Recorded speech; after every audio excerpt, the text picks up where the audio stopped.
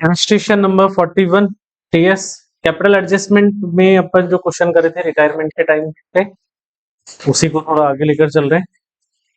Last question जो हमने किया था ना उसमें फर्म की टोटल कैपिटल कितनी होनी चाहिए वो गिवन था।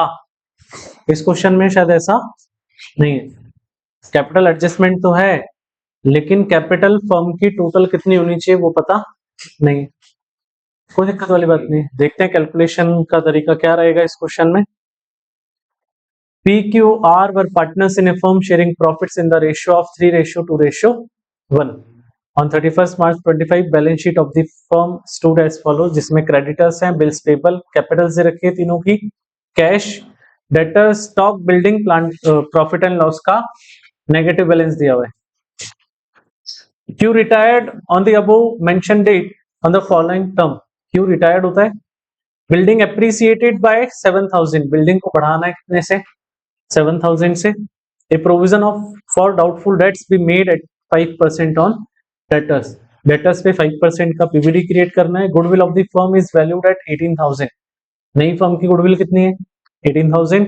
2,800 was to be paid to Q immediately and the balance in his capital account be transferred to his loan account carrying interest as per the agreement. वो उससे लेना देना नहीं है, सीधी सी बात ये कि जो पार्टनर जा रहा है क्यू उसको 2,800 का पेमेंट तो उसी डेट को करें जिस दिन जा रहा है और बाकी जो भी पेमेंट बचेगा वो ट्रांसफर कर देंगे उसके लोन अकाउंट में। Remaining partner decide to maintain equal capital balances by opening current. Equal capital balance होने चाहिए, अमाउंट कितना है वो नहीं बताया। तो यहाँ पता है सिंपल सा क्या करना है, सारे एडजस्टमेंट खत्म करने, सारे एडजस्टमेंट कंप्लीट करने के बाद, सारा काम खत्म करने के बाद अपने को जो बाकी के दो पार्टनर बचे हैं ना उन दोनों पार्टनर का क्लोजिंग बैलेंस निकाल लेना है, वही फर्म की क्या हो जाएगी टोटल कैपिटल, और उसको इक्वल बांट देना है बस। क्लियर? चलो चारों चीज एक साथ बना लेते हैं। हाँ, क्या क्या प्रिपेयर करना है, prepare evaluation account and partners capital account. नई फर्म की बैलेंस शीट नहीं बनानी, छोड़ दो, सिंपल सा।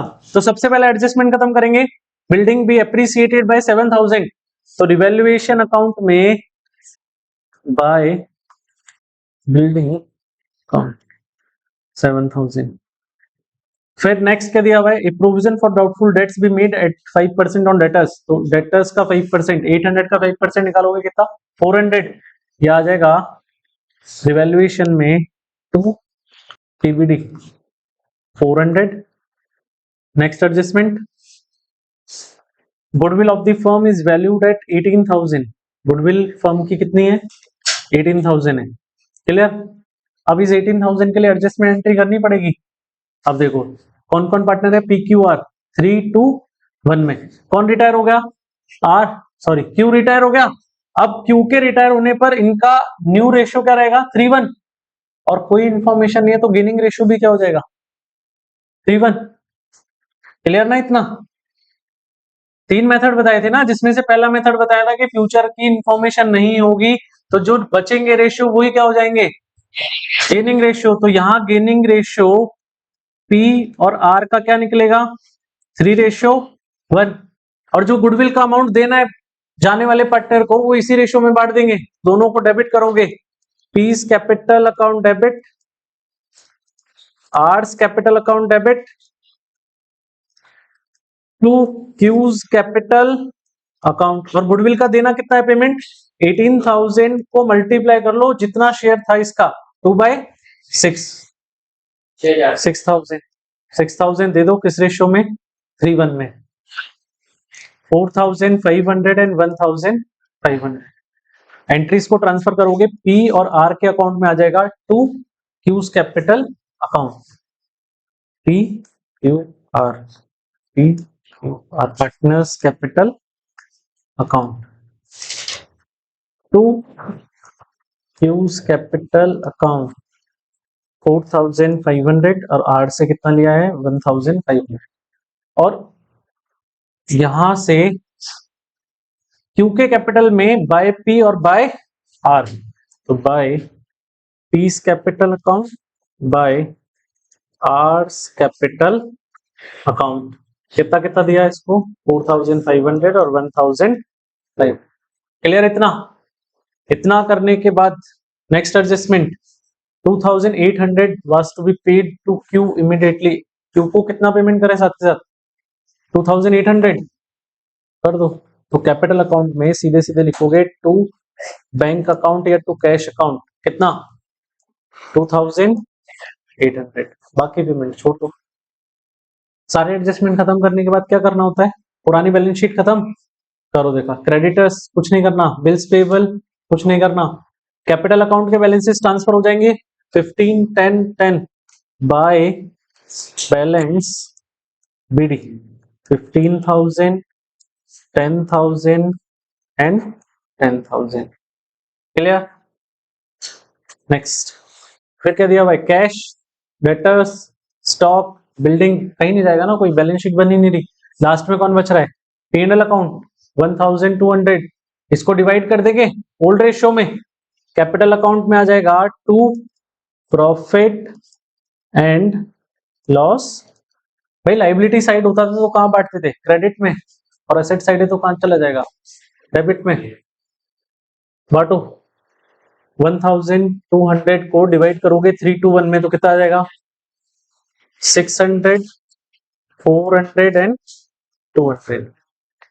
क्लियर, सारा काम खत्म। रिवैल्यूएशन क्लोज करोगे, रिवैल्यूएशन का बैलेंस आ जाएगा टू पार्टनर्स कैपिटल अकाउंट कितना है पी क्यू आर में ओल्ड रेशियो में डिवाइड करोगे 3300 2200 एंड 1100 ट्रांसफर करोगे बाय रिवैल्यूएशन अकाउंट 3300 2200 और 11। क्लियर है। अब सबसे पहला काम क्या है कि जो पार्टनर गया ना उसका अकाउंट क्लोज करो।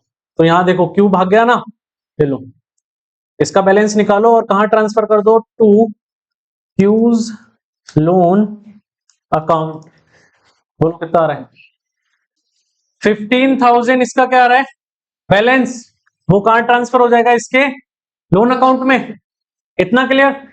अब जो लास्ट पॉइंट था अपना क्या, remaining partners decided to maintain equal capital balances. दोनों ने क्या डिसाइड किया कि कैपिटल बैलेंस कैसा होना है इक्वल। उसके लिए क्या करो, अब जब भी अपने को फर्म की टोटल कैपिटल गिवन नहीं है ना, तो जो बाकी के पार्टनर बच गए ना दो, उन पार्टनर के क्लोजिंग बैलेंसेस को निकाल के अलग से लिख लो, वहां नहीं लिखना, उनको निकाल के क्या करो अलग से। तो balance of capital account after all adjustment, सारे एडजस्टमेंट के बाद कैपिटल के बैलेंस पी और क्यू के कितने कितने आ रहे हैं देखो। पी का बैलेंस आ रहा है 13,200 और आर का बैलेंस निकालो वो कितना आ रहा है 9,600। दोनों का टोटल कर लो, वो अपनी क्या आ जाएगी टोटल कैपिटल, मान क्या आ रहा है 22,600। यहां तक कोई दिक्कत है क्या। ये जो कैपिटल का ये बैलेंस था ना, इसको हमने ऐड करके क्या निकाल लिया टोटल कैपिटल। कितना, इतनी टोटल कैपिटल होनी चाहिए। अब क्या करो, इस टोटल कैपिटल को इक्वल रेशियो में डिवाइड करना है ना, दोनों में 1:1 में डिवाइड करोगे तो P और Q की न्यू कैपिटल आ जाएगी।